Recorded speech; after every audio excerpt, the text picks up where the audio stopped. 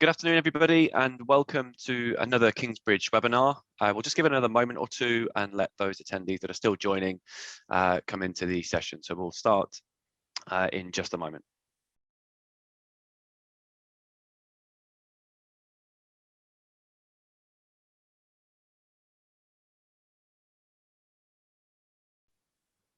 I can see those numbers are still increasing, so we'll just wait another moment or two.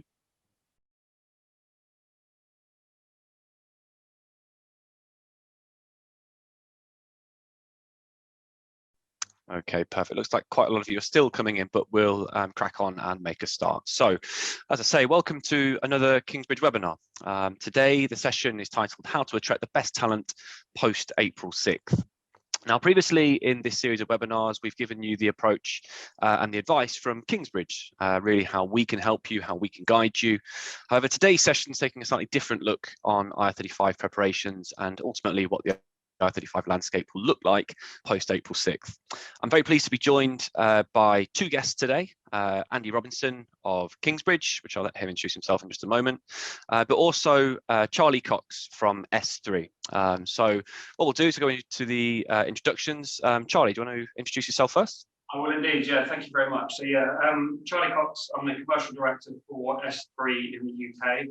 Been with the business 15 years now and heavily involved in the public sector implementation of the IR35 reform and been leading the team in the private sector process as well. Excellent, thank you, Charlie. It's certainly a different perspective for us to kind of hear your side of these changes and kind of get a bit of an insight into what you're doing, and certainly we appreciate you being on as well. So now over to you, Andy. Hi all, I'm Andy Robinson. I'm the Business Development Director at Kingsbridge. I've been with Kingsbridge for coming up 8 years, and throughout those years helping recruitment businesses, accountancy firms, primarily with insurance solutions, contractor insurance and business insurance solutions. But I mean, 2017 onwards, more recently working through IR35 and helping our partners and actually end-to-end clients with the IR35 headache. Excellent, thank you, Andy. And just before we get into the main body of this webinar, I would like to just mention that this session is roughly going to be about an hour's long, so we don't really intend to go over that. But there will be a recording of the session sent afterwards to all of you who have joined, so you will be able to see that again if you wish. There will not be a live Q&A at the end of the session because we appreciate obviously Charlie's time, so I want to get as much of a conversation with him as possible. So instead, if you leave your email address with any questions, and we'll get back to you after the session. Feel free to pose questions to any one of us, and we'll try and get back to as many of those as possible. So to start off then, I guess the most recent thing we've heard is obviously the budget, and the budget's been announced. No actual mention of IR35. I don't think we necessarily expected it to get a headline in there, given the kind of wider crisis that's going on, but considering the delay last year was pretty much March 18th, you know, right on the wire. Are either of you expecting a delay this year? And I know we've all certainly had our opinions on this. Charlie, have you had any thoughts or any conversations on this recently? We've had lots of conversations on it, yes, but yeah, the answer to that is no. Not expecting any delay at all. It's written in law, if you like, now, isn't it? And we're ready to go. So I would be very, very surprised now if there's any changes. Yeah, I'd certainly echo that, and you know, we've had partners certainly ask the question of us as well. Andy, is this something that you're hearing as well? Are you kind of generally getting that feel that partners are still asking that question, given that we are so late to the deadline now? Well, I think there's always that slight nervousness or thought that because the delay happened so late last year, then there could be a potential that it could happen again this year. But I actually think the number of questions we get on it are pretty few and far between. I think most people are now thinking, but we're through the budget, it's likely coming. We've seen some recent guidance notes from HMRC on IR35 and subjects around IR35. So, I mean, for all intents and purposes, it really looks like it's coming. I think that was probably the thing that cemented it, wasn't it? That they continued that release of guidance notes and training and additional documentation that potentially didn't happen last time. So I think that was the bit that started to reduce the number of questions coming in. So yeah, I'd agree with that. And that's actually probably a pretty good place to start, actually. Let's I think what's good here is get some context as to kind of what SThree have done, not just in this reform, but also in the public sector as well. Charlie, would you like to give us a bit of a background as to kind of where this all started, maybe what you saw in the public sector, and kind of what happened there is now having an impact on what you're doing now?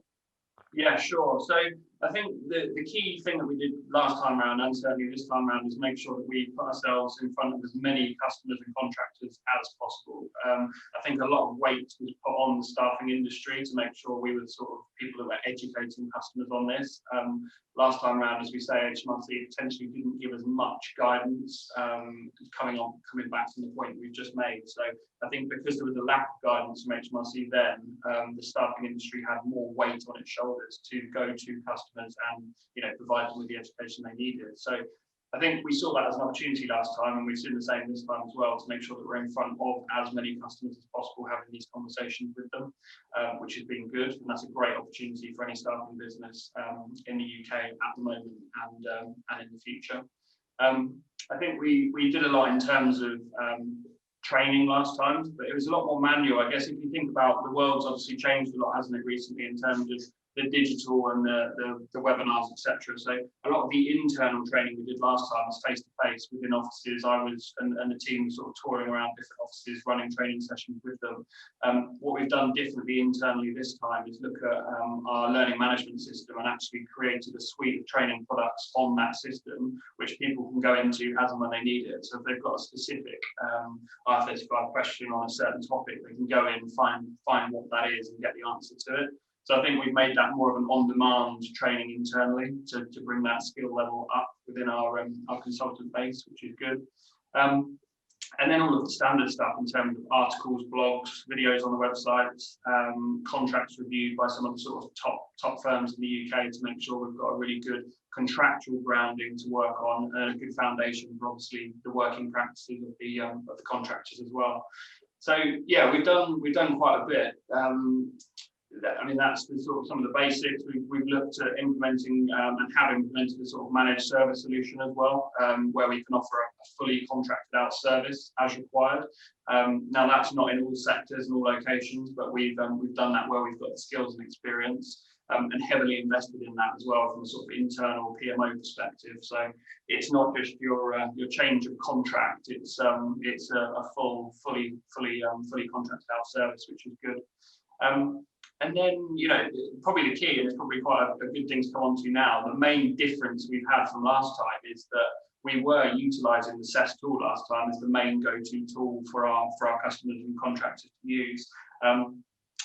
As everyone knows, the feedback on the SES tool is not great, and we've had a lot of sort of pushback on that and a lot of questions. So what we wanted to do this time around was actually go out to the market, look at all of the sort of tools that are available, all of the IR35 third-party determination tools that are available, and then choose one to implement within the SThree business, and for all of our brands and customers to use.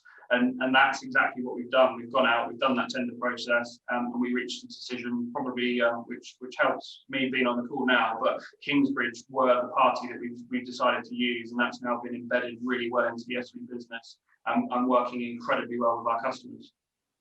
What different challenges did you find, Charlie, in doing that? We've spoke to a lot of agencies that are having conversations with their end clients, where the end client's basically coming to them with a tool or a solution. Quite often, we are hearing that end clients are going to be using the SES tool. Not necessarily their fault, I guess, that they're using it. End clients, I don't think, are expected to be experts within looking at IR35 or anything really to do with employment status just yet. But what kind of challenges were you facing? Is this something where you were kind of being proactive, going to the end clients with our solution, or was it a case of see what they want to do, maybe hear their thoughts, then try and utilize whatever they want to use?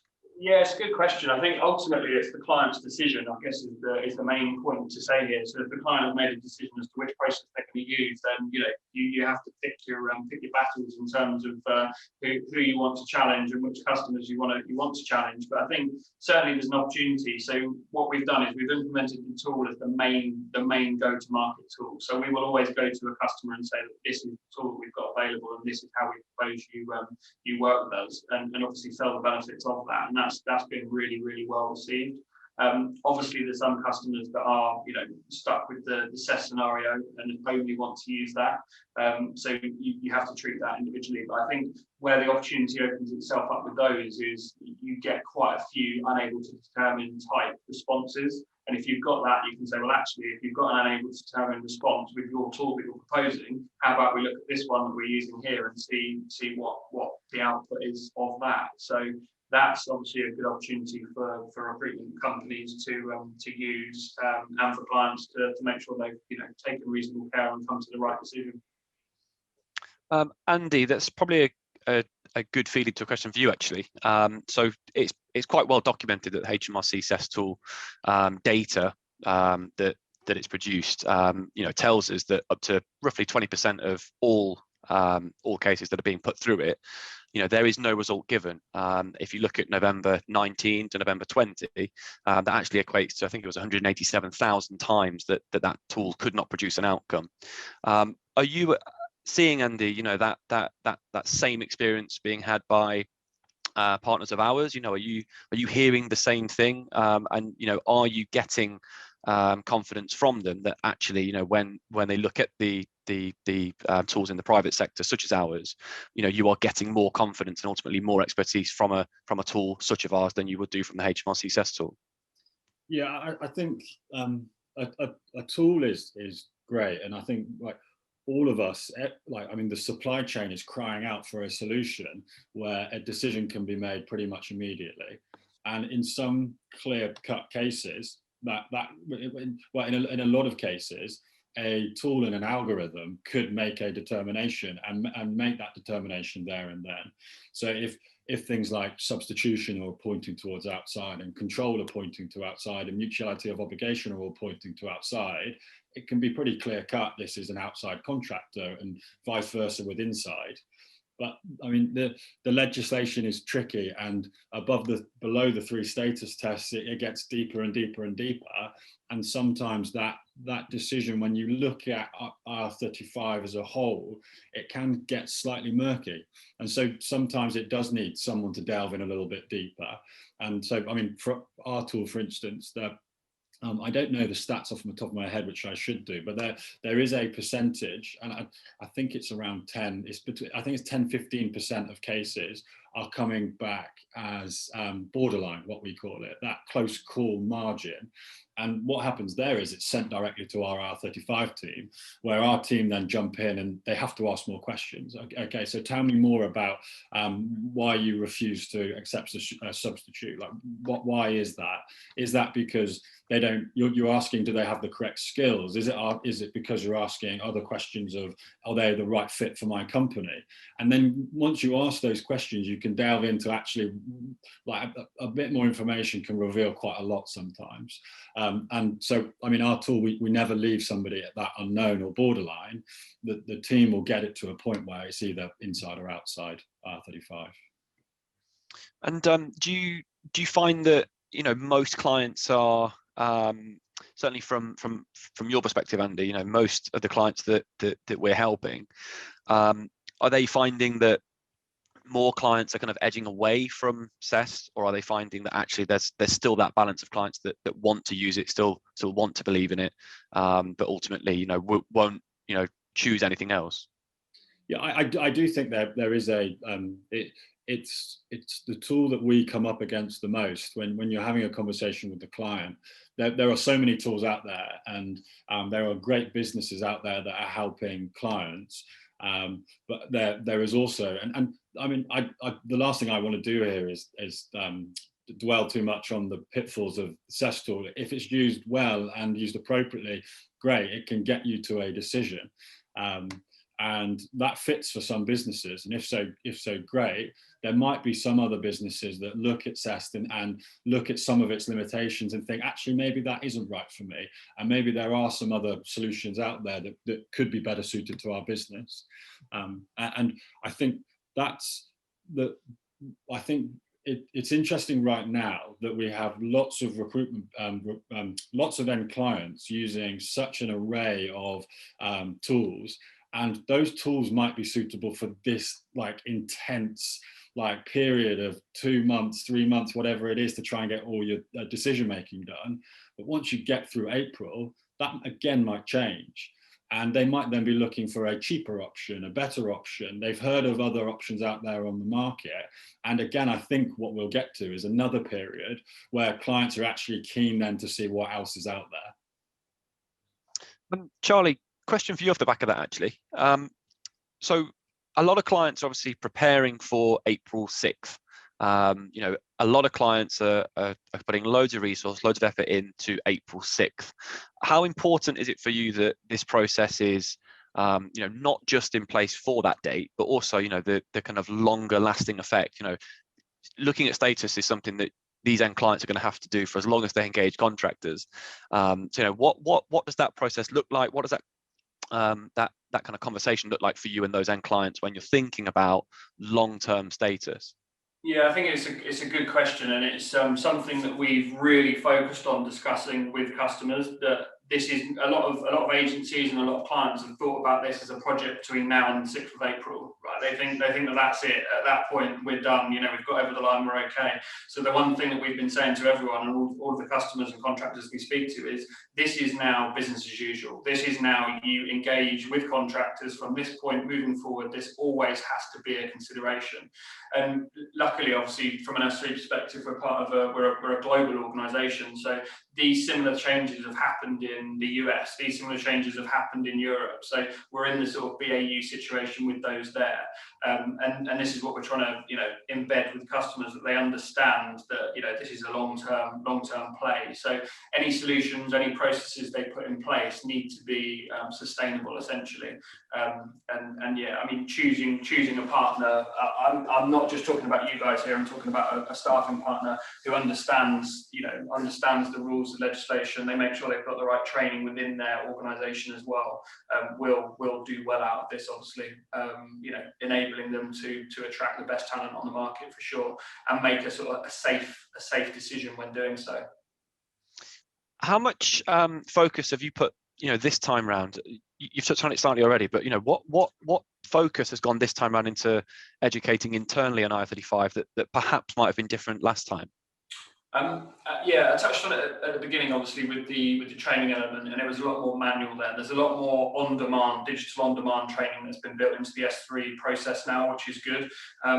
The other thing, the training is there, but there's also a quiz. So essentially, you almost have to, as a consultant, pass the quiz after the training before you can really go out and start talking to people about this.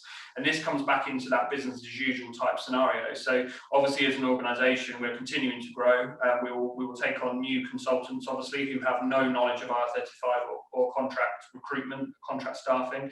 So we need to make sure that from day one, they've got somewhere they can go to obviously learn, the elements of the legislation, and also show that they have understood it and passed that test as well. So I think that's probably quite a good change that we've made compared to last time. And then there's so much we've got internal SharePoints, obviously, on IR35. We're running weekly meetings with all of our business managers and all of our customer success function. So we meet currently and have been for months on a weekly basis to discuss what clients are saying, is there anything we need to change, what opportunities are out there. So just to make sure we're sharing knowledge across sectors and across the business on a weekly basis as well. Sorry, Andy, go on. I think it must be so challenging for recruitment businesses, and especially recruitment businesses the size of SThree, to try and educate consultants that there's, in the contractor world, there is so much that needs to be known, and then away from R35, and then you specifically start delving into the world of R35. we've been doing this for a few years, and I'm still learning as I'm going. There is, like, every day you pick stuff up. Okay, yeah, I didn't know that, and that is us living and breathing it every day. This makes up a small proportion of what a contract recruiter has to do, and I think it may well be slightly easier for some of the smaller organizations where you can maybe control the training, but I think like, credit to SThree and what you're doing there. I know we've joined a few of your, like, end client conversations where we've helped with demos in the early stages, and it's amazing how much the consultants know. Is there a sense, Charlie, that that training and that exercise of doing that is getting passed on? We're big advocates here of passing that knowledge on throughout the entire chain. Are you finding that that's now happening with not just clients but also contractors? I'd hope so. Yeah, I think if you think about the value of compliance to organisations now from a customer perspective, so whether that be a contractor or a client, so if we group them all as customers, they want to know that they're dealing with a compliant organisation, and the value they put on that is huge, and that's increased year on year. Certainly since I've been in the organisation. So I think if we make sure that we have really upskilled all of our staff to the level where they can have a consultative conversation with a customer, whether that be a contractor or a client, to the point where they give them confidence in our ability, and I think that goes a long way to helping us be successful and grow market share in this area. So yeah, I think passing that on through the supply chain is vitally important for any staffing business, for sure. Andy, we've recently conducted a survey. So it was a quite broad survey that Kingsbridge have done in respects of how contractors are preparing this time round. I think what we're seeing is a lot more contractors are actually taking this a bit more seriously than they perhaps did last year, in that the contractors ultimately have influence, and I think contractors are beginning to feel that they have that influence, where they can prep themselves, where they can carry evidence in respect of their own status, and in fact I think the number was somewhere around 75% of contractors surveyed, which I think we had about 3,500 surveyed, said that they were actively preparing for this reform. Andy, is this something that you're finding is consistent with other agencies, and perhaps what are the benefits of educating contractors more when it comes to actually looking at status then when the end client's issuing that SDS? Yeah, I think looking at that 75%, I think that 75% had said they had gone to a third party to get a status review to understand their status. And that could be down to a few things. So they could be engaging with a small business, and actually the legislation isn't changing for them and the onus is on them to determine their own status. It could be that they're just preparing for that determination coming their way, and they want to try and engage with the client in the recruitment business to say, this is how I feel about my status. But obviously the legislation also says they have the ability to dispute any decision made about their status, and I think that is what we're starting to see now, is lots of clients that have maybe unfairly assessed the contractor's status, or even that the contractor just has a completely different opinion of their status. They're maybe being told they're inside IR35. The contractor, in our case, can come to our contractor version of our tool, where they can answer 40, 50 questions about their status, and it comes back with a report as to either inside, outside, and why. And that then is something that they're looking to take back to the client and say, this is actually what I think about my status, and I'm outside IR35 for these reasons. And I just think that the important thing is, if you then assess status that pushes a lot of contractors inside and unfairly, I mean, I just want to clarify here that we're working with lots of clients that their working practices are just set up so their contractors are inside IR35, and that is completely fine. And it's pretty hard to argue if you're a contractor in that position. But if you are a specialist and you are working as a contractor and you are going in and you're not under the control, like you're a limited company contractor and you may be working on multiple projects, if you're being told you're inside IR35, you're likely to want to challenge that. And that admin burden in itself can be really, really painful. You engage with a couple of hundred limiteds and all of them come back to you and say, I'm outside IR35 and here are the reasons why. It's going to take you quite a while to get back to all of those contractors. And I mean, the legislation doesn't say here that they need to review and change their minds. They could equally the client could equally come back and say, no, you're inside IR35 and that's it. But I think probably what we'll come on to later is maybe some pitfalls with just doing that. Yeah, and why not cover them now? I guess we would all love to sit here and say that all contractors are outside of IR35, but in the real world that's not the case. You have contractors operating inside of IR35, rightly or wrongly. You have clients that perhaps rightly or wrongly are not assessing contractors correctly. Is this, Charlie, something that you've already seen, perhaps tackled, and what are those conversations with contractors looking like from your perspective?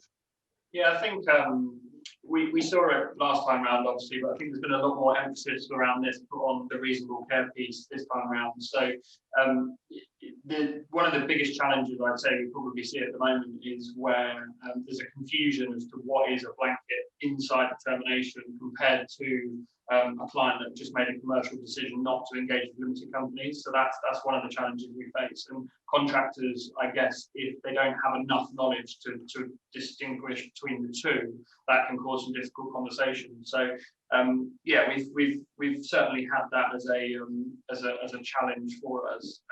We've just tried to work with customers and clients alike, contractors and clients alike, to make sure that we provide the right level of knowledge and guidance for them so that they can make an informed decision ultimately. But when we think about clients, making these blanket determinations, the simple answer and the answer that everyone says is the reality. If you do that, you're gonna reduce the talent pool and likely increase costs at the same time as a client. So if you want to put yourself in a position where you've got a smaller pool of talent to select from and a pool that's probably going to cost you more in the long run, then by all means, if that's your decision, go ahead with it. However, if you want to make yourself commercially attractive and competitive in the marketplace and attract the best talent, then the inside blanket setup is not the way to proceed. I think with any change, there'll be some customers that are making that decision at the moment, and they'll continue to do that. And as soon as they start to see the impact, which may not be for 3-6 months, that's when they'll start to potentially change their mind. But it's got to be just a combined, education piece, as I said at the beginning, from partners like yourselves, from Kingsbridge's perspective, from the staffing industry, just to make sure that we educate clients and make sure that they, get to the right decision, which they will. I'm confident they will. But in certain cases, it may just take some time. Have you had much pushback from end clients? So where, for example, you've got end clients that perhaps are looking to engage contractors compliantly, are looking to actively work with contractors compliantly, but perhaps aren't just there, quite yet. Are you seeing much pushback from clients where perhaps the actual status of those workers is being challenged? What does that feel like to you at the moment, and what do you expect that to look like going forward? Because certainly what I'm hearing is quite a lot of clients are finding this difficult now, but they're hopeful of the future because they're all learning as they go. So hopefully this should become easier as time goes on. Yeah, I think your point at the end is probably the best bit. People are learning. So there's staffing agencies out there and clients that have never heard about this stuff before. Right? This is a big journey that having to go on, over the last few months. Whereas obviously there's others that have been more prepared for it. If they've moved from the public sector or they're working with a partner who does understand it. So I think that yes, there's a big difference between the part of the journey that customers are on now and where they'll get to, obviously, and that will come purely through education and experience. So yeah, I think it will absolutely change, and everyone will be, in the same way that any legislation that's changed in the contract business over the last however many years, it just BAU, now, and that this will be exactly the same, moving forward, once we reach that point. And I don't think we're too far away from that. I don't know what your view is, Andy. Yeah, well, a couple of weeks ago, I had a conversation with a big corporate company that had made some very risk-averse decisions around IR35, and like going into that call, I was expecting to try and just as you say, just try and highlight some of the issues maybe that later down the line that they could find. And like these issues have always been like these theoretical issues that like they feel quite logical, and the client is definitely going to feel that at some point. But it's starting to happen now. And this client, I didn't have to really say anything, and the client said, we're struggling a little bit, and we've done this, and we've done this for a very valid reason. But the future, we think, is going to probably look very different. And we're on a bit of a journey now to look at our own working practices, look at how we engage with limited company contractors. And whilst the population of limiteds might be quite small now, they sort of feel like that will change over the coming months.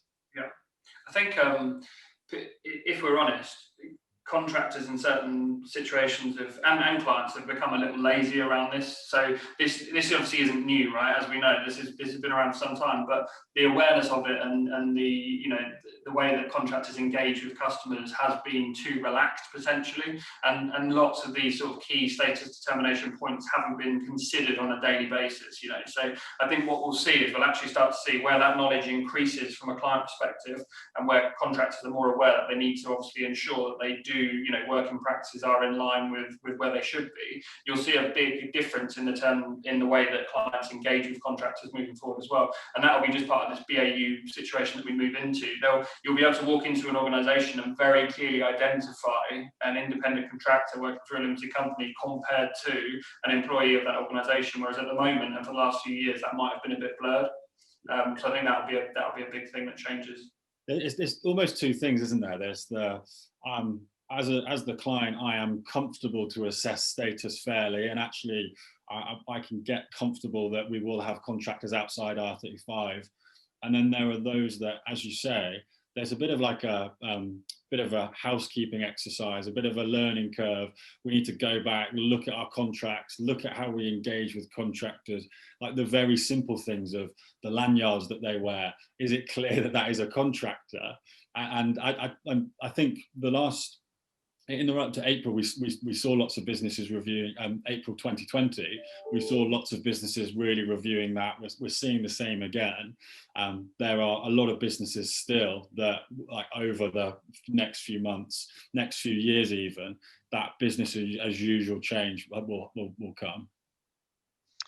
Charlie, what's your biggest concern with how end clients are treating this going forward? If there was one thing that you had to say, this is the most pressing issue that I need you to address, what would that be?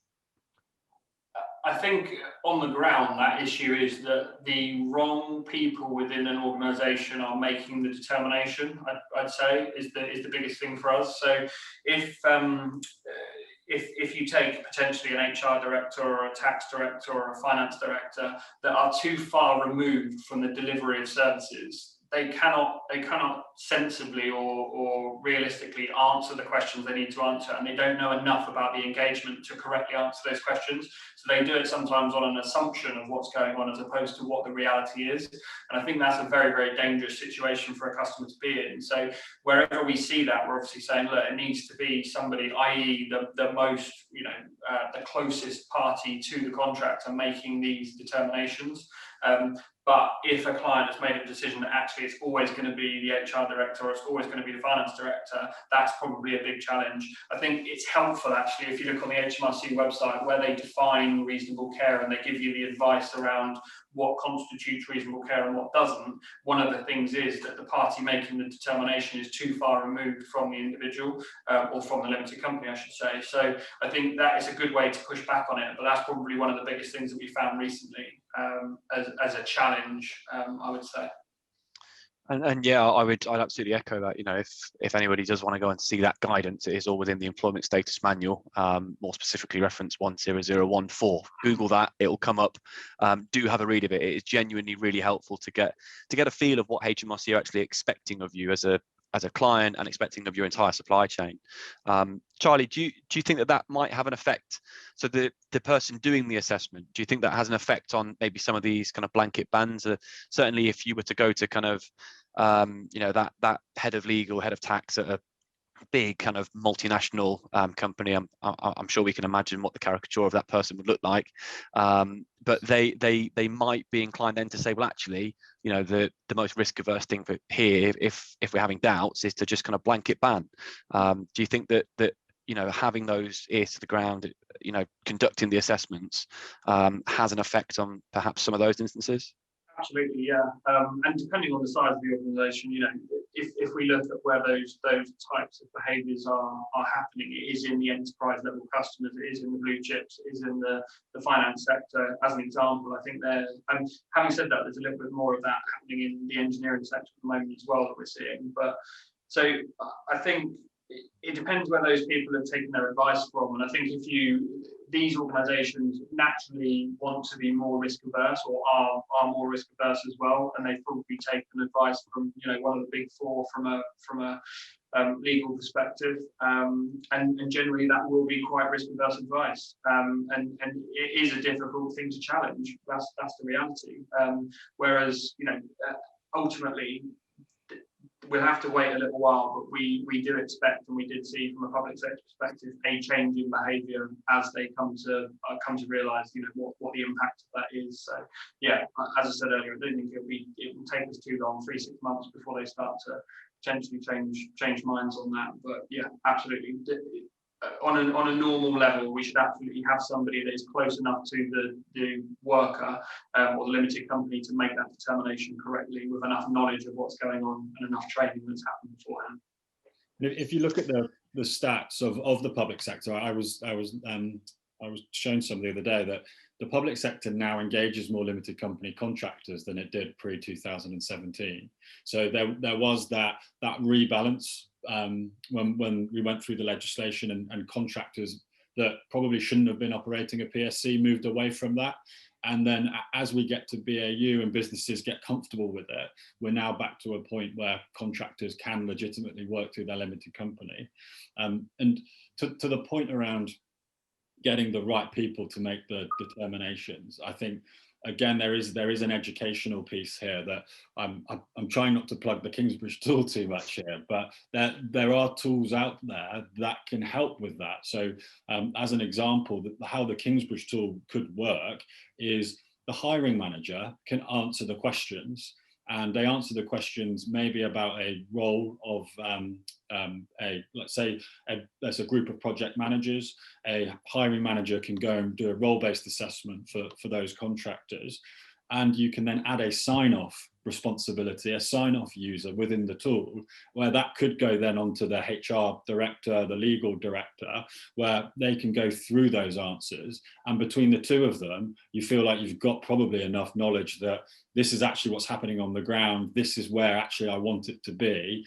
That might spark conversation between the two of them to make sure what should be happening is happening. I think, yeah, that's a really important point. The tool that Kingsbridge have hopefully addresses quite a lot of those concerns that end clients have. Charlie, it'd be interesting to hear kind of your take on that, and kind of what the tool helps you guys the most with. Obviously, putting the actual main issue of actually getting status aside, but do a few of those benefits in there, such as the kind of disagreement process, such as things like the sign off, all integrated into the tool. Is that helping you manage this reform easier with end clients? Is it smoothing that conversation, sharing the burden with end clients ultimately? Yeah, absolutely. I'd agree with everything that you and Andy have just said. I think, giving customers using that tool the sort of insight and overview as to what's going on within their organisation, to track progress around different determinations, and to have everything in one place. Because if you think comparatively to SET, all you're getting is a document out of it, but you've got no audit trail. And I think one of the big things with the Kingsbridge tool is you can see a very clear line of who's done what at what point, if any challenges have been made, what was said, what you can feed in different types of data into that, and then obviously you can go right through to the point where the SDS is fully signed off by both parties as well. So you've got a very, very clear audit trail. You've got a very clear overview. If you needed to go back and review anything at any point, you can see that. And I think again, when we spoke about compliance, people want to know that they can go back and come back to that if they need to, and it gives that option as well. So yeah, I think all of the reasons you've mentioned, it's just a really easy way to engage with the customer and give them the confidence that it's a very you're a safe pair of hands essentially. And Andy, one thing that obviously Kingsbridge is unique in offering is, regardless of the tool, at the end of that process, if you have an outcome that is outside of IR35, Kingsbridge can also then actually insure it. Obviously, it's completely optional. It's by no means a mandatory thing that must happen. But if the client wants to indemnify an outcome from Kingsbridge, what would that kind of process look like from a tool perspective? Yeah, what we've seen over the last 6 months, 8 months of us taking our tool to our recruitment company partners, going to direct to some end clients, is the adoption of the tool and the making sure that tool is then integrated across that business, and the right people that are using the tool understand how it works, their IR35 knowledge. I hope we get them to a place where they can use the tool effectively. And now clearly we're starting to see the results of those determinations coming through, and each week that number is increasing and increasing, and then beneath that then is this population of contractors that have been deemed outside IR35 now either coming to Kingsbridge to buy insurance from us, or they're going other places and looking for IR35 insurances, because we're seeing a bit of a shift from lots of recruitment businesses saying, as well as your PI, your PL, your EL, we need you to provide proof that you have some type of IR35 insurance, and that is being driven either by the risk appetite of the recruitment business, the fee payer in the chain, and maybe looking to mitigate that, or in some cases it's the client, and where the recruitment business has used this as a bit of a sales tool of, look, we can help you keep engaging with limited company contractors, like we can do an assessment through the Kingsbridge tool, but beneath that we can make sure that there is some insurance protection to protect everyone should HMRC later challenge one of the determinations. And that means that there are clients out there that are saying that they want some insurance protection, whether that be the recruitment business buys insurance to protect the supply chain, or the contractor is asked to hold it. But to Charlie's point, in some cases the client might get comfortable that actually through a tool or through like a Kingsbridge tool and the Kingsbridge expertise, actually that's enough. And we think we're assessing status in a way where we're comfortable that these are truly outside R35, and there's nothing really to argue from HMRC's perspective.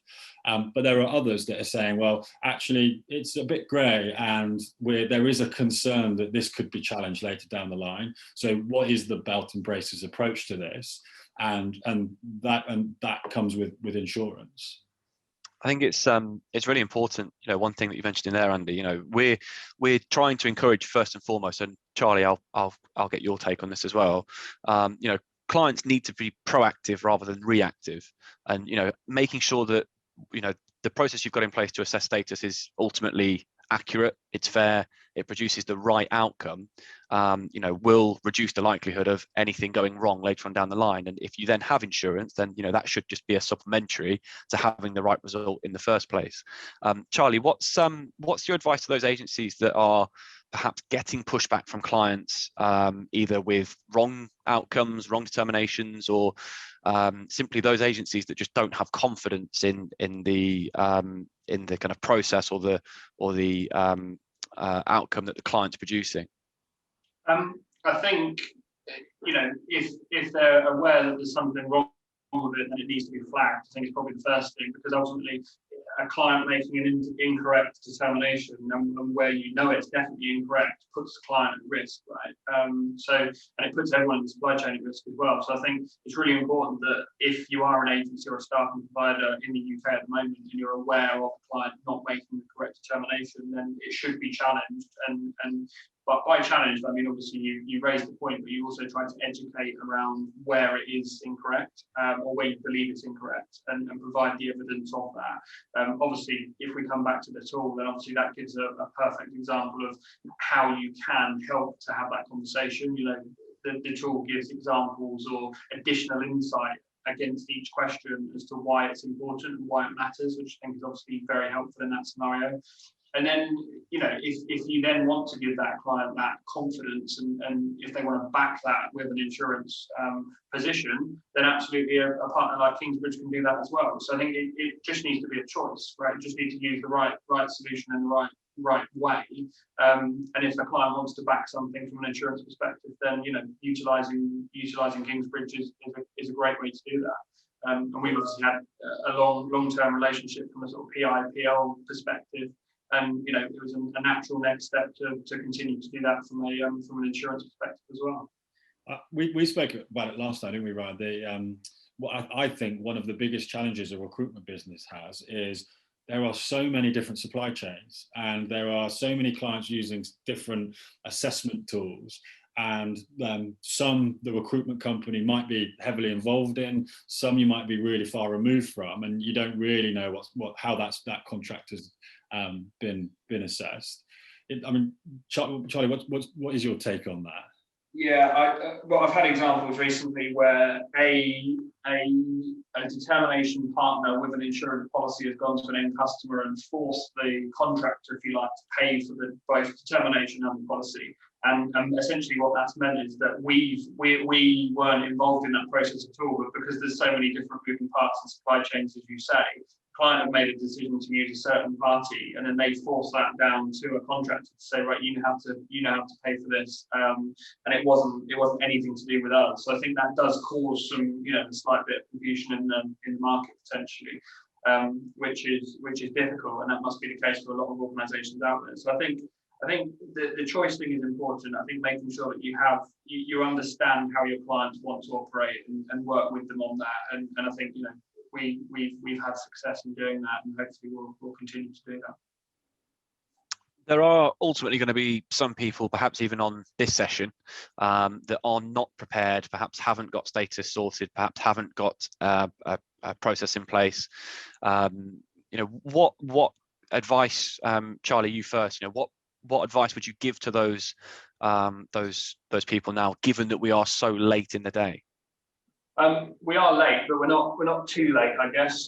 So, you know, I'd be surprised. I'd hope there aren't people just starting to pick this up. I think there's been enough noise in the market for enough time now to mean that there aren't too many people there. But I think make sure you're doing everything we've said. Make sure you're educating your customer. Make sure you've got the right training for your internal staff. Make sure you've got the right, you know, contracts in place. Make sure you've got the right IR35 determination tool partner, and just do everything that you should be doing. I think one of the things you've now got a point where we've got, I don't know, what, 3 weeks to go, and or maybe less now actually, sorry, 2 weeks to go, and you're in a position whereby the client now has to make that determination ASAP. So you've got that time thing really to play on as well. So I think, you know, one of the issues we found before is that we last time around started the process so early that clients were just not ready to do it. We thought we'll be really prepared and, you know, whatever else, but it was just too early. It was almost like, don't worry about it, we've got months to go, we don't need to worry about this yet. And that was the issue. But I think now, to your advantage, you can use the fact that, okay, you've only got a couple of days left, you need to now give us this determination ASAP. So I think all of the standard stuff that we've already mentioned, and then if you're in that position, just make sure you use that time now to get that determination over the line. Andy, same question to you. You know, what advice would you give to those clients that are you know, still on the fence really with looking at status?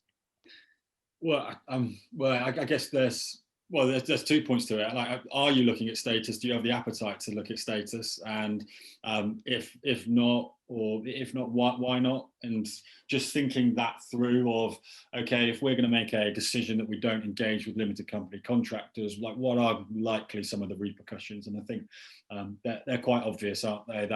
That pool of talent probably reduces. Or your alternative is you have to pay people more, and that's going to cost you more. So working that through and thinking, how is that going to affect my business? And then once and if you get to the point where you think, right, I'm going to start looking at status, the first thing you have to do is work out how do you engage with contractors? Like who are this population of contractors? Do we have some on statement of work where actually we don't have to make the decision, and that sits with the statement of work business? Those limited company contractors that we engage with directly over here, those where we use an agency for over here, and then talk to your agencies, because as we know, pretty much like all of the Kingsbridge partners are using a solution, and whether that be the Kingsbridge tool or not is something that they can help clients with to assess status.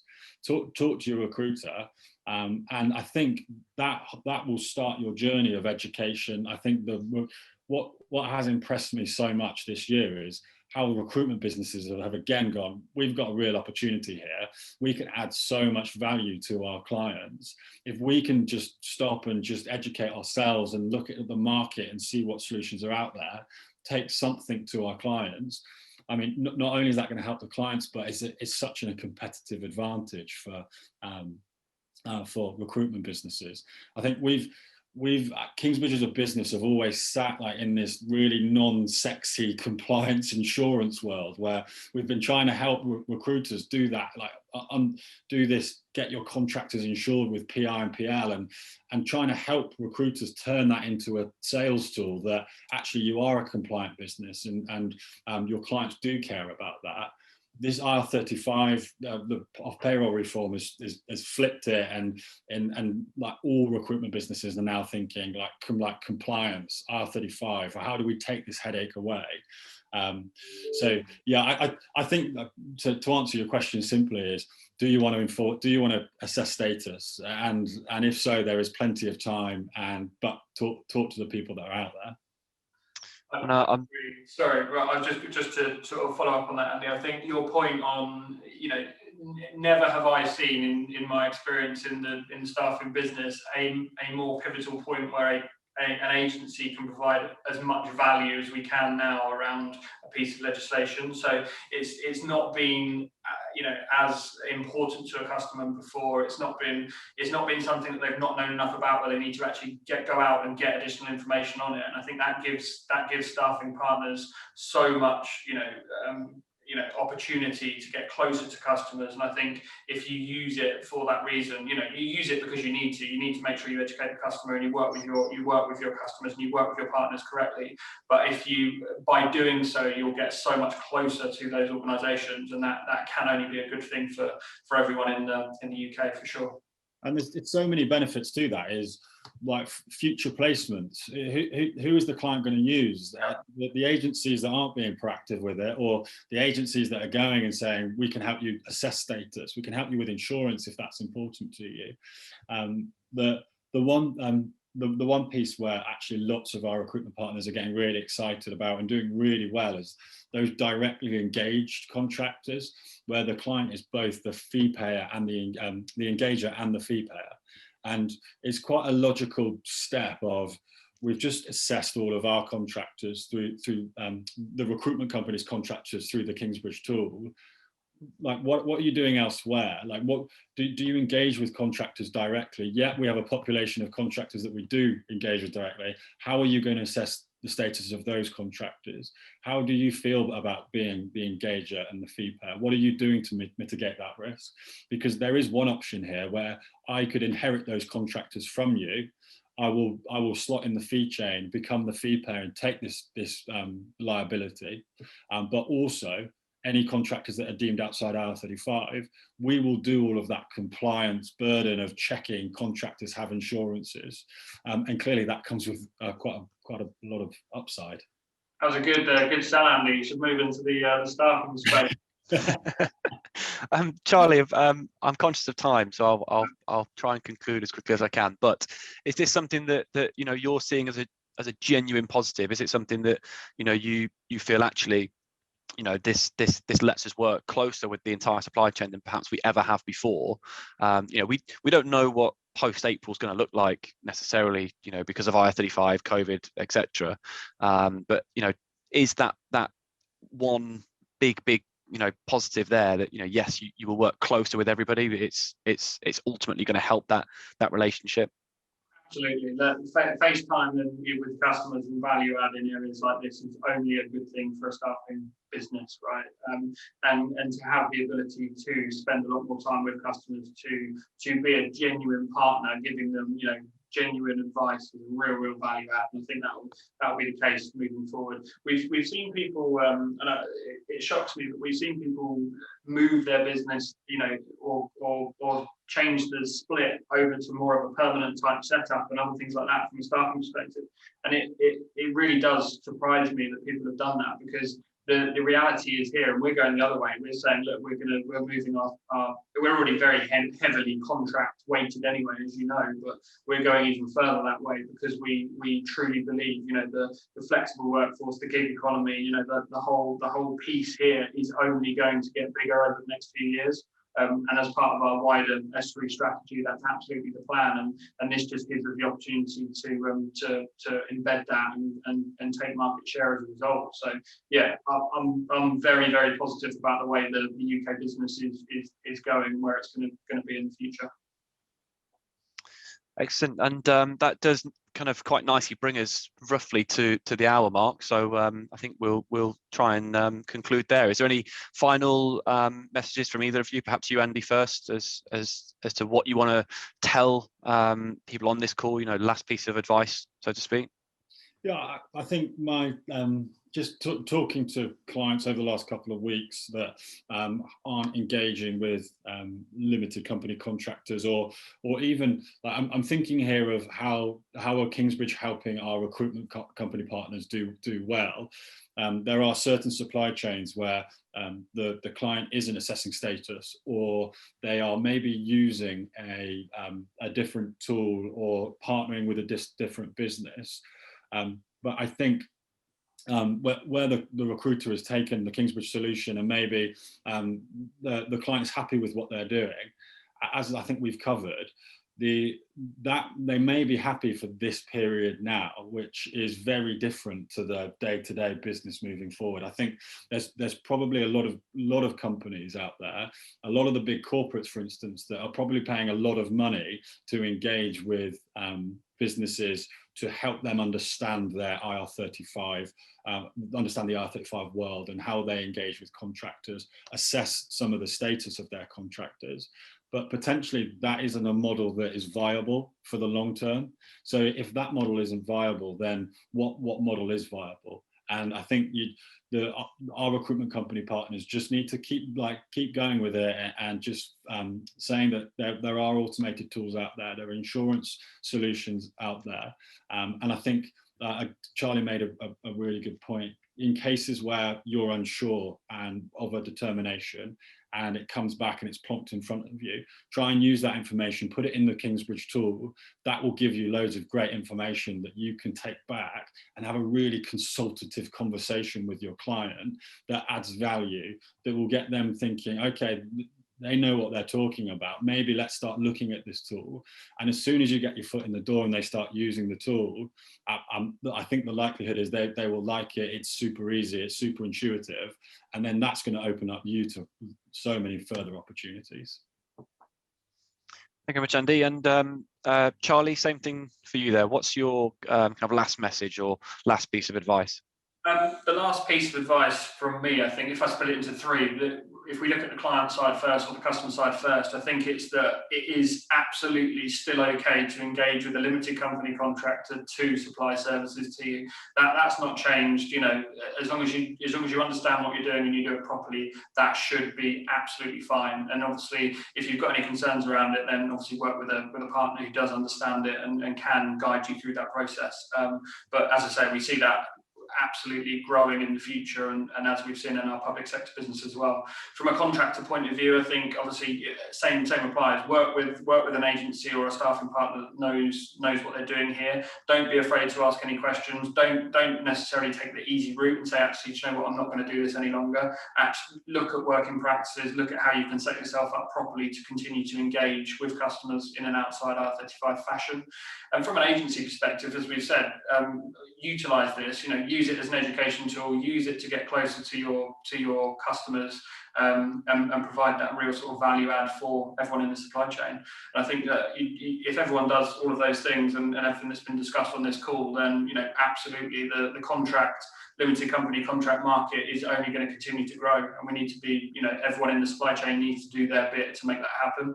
And I feel like we're heading that way, which is good. Excellent. Well, thank you very much to both of you, Charle Cox of SThree, Andy Robinson of in here at Kingsbridge. And thank you very much to all of you who have joined this call as well. We hope you found it useful. The questions, etc. Thank you so much for sending those through.